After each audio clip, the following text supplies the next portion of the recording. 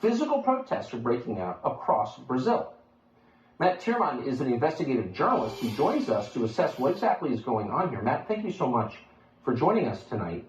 So the Biden administration is admitting they had the CIA director try to bully the president of a sovereign country on the question of his own elections? How can that happen? Well, they don't even think it's a big deal. It's par for the course. In fact, Bernie Sanders was talking about it on Pod Save America, the lefty podcast of former Obama administration alum. And it was like, okay, this is great. This is what we should be doing. We need to secure, quote unquote, democracy our way. Now, Bernie Sanders was somebody who was rallying for decades against the CIA involvement in Latin America in the 70s. But everything's about politics for these people. And in addition to the CIA director, now they're talking about sending Jake Sullivan down there, the national security advisor, to make sure the transition is orderly. But the bigger deal, I think, is that they have had a see no evil, hear no evil mentality for the last 2 years as Bolsonaro followers, politicians aligned with him, journalists have been censored,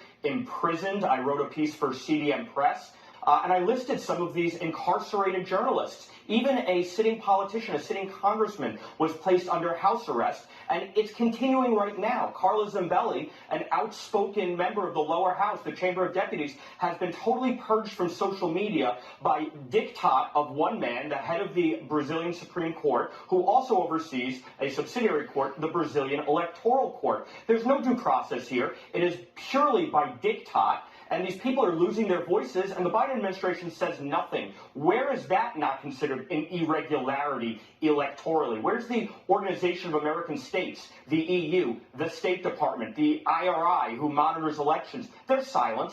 It's pretty obscene. If you don't have free speech, you don't have democracy.